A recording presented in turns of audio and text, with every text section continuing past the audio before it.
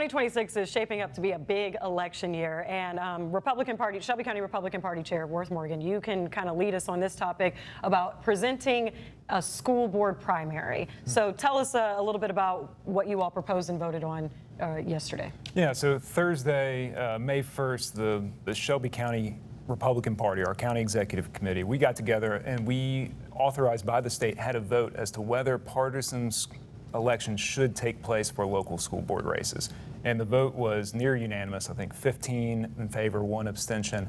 And the debate really focused on there is a growing realization that the school boards have become ideological battlegrounds, whether we're willing to admit that or not. The politics is already there. And so making them partisan and bringing it a little bit more to the forefront helps with voter awareness, voter education about who the candidates are, what they stand for. And then also, once you have the officials in office as Democrats or as Republicans, and things are going well or poorly for that school system, you now know which party to hold account for those failures or successes of the school system. So it always goes about education and accountability. And anybody that would say that we're putting politics above the needs of the children, I would say maybe that's the other party, but the Republican Party's position is that the kids come first. Their families and the values and educations that we're trying to instill into those kids, that is the priority, not politics. Okay, and I have to ask, because there's just been so much of a focus about the state intervention or takeover, does this play at all into that? Yes.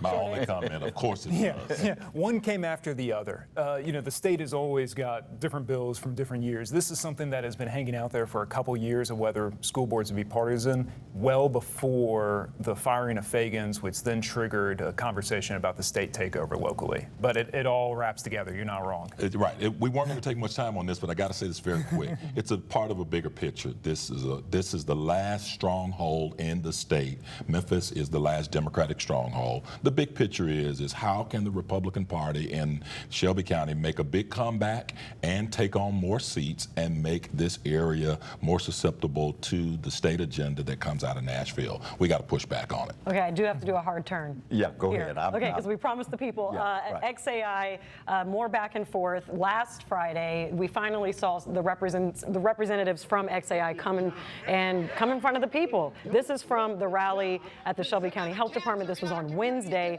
following after the initial meeting that Brent Mayo, who is the site coordinator, came to. So you see Keyshawn Pearson, you see Justin Pearson at this rally. It's essentially about those turbines.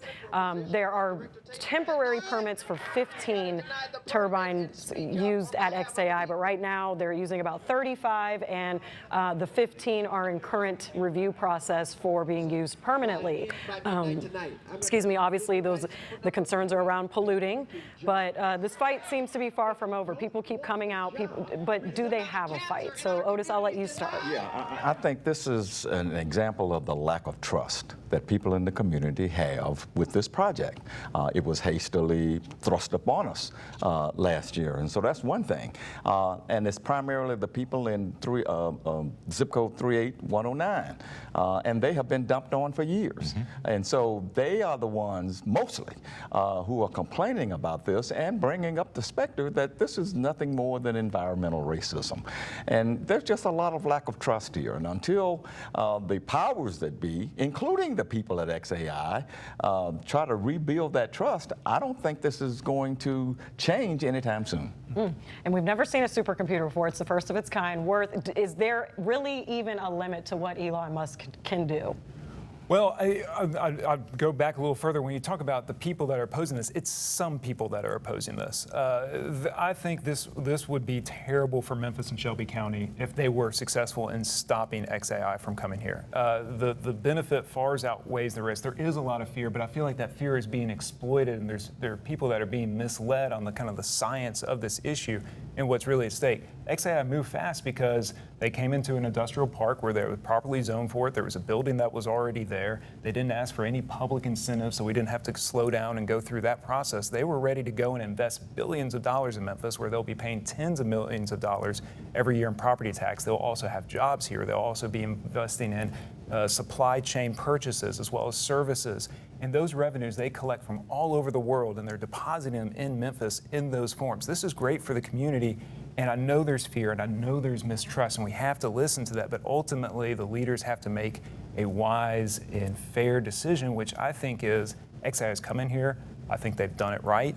And if we say no to them, it sends off a terrible message across the international business community that Memphis is just too difficult to deal with. Norman, you got the last comment. Listen, we're talking about business and profit, and people are talking about their health. Two very different conversations altogether. That's exactly right. 38109 has been dumped on over and over again. You have spaces and places over there. Just a few years ago, we were talking about a company that did water runoff and that there were cancer, people who were impacted with cancer in that space.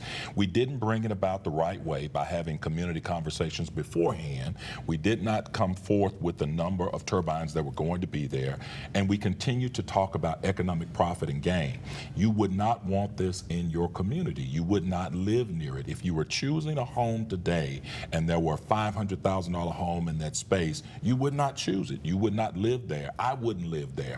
And so we should not sentence people who cannot get away from that space without hearing their voices first. Let's give a reasonable conversation and debate on it. Let's see what else can be done. I know we're 50%, if not 75% down the road, and I don't want to poison the water with misinformation, but I don't want to poison the air with real stuff. That's what's going on.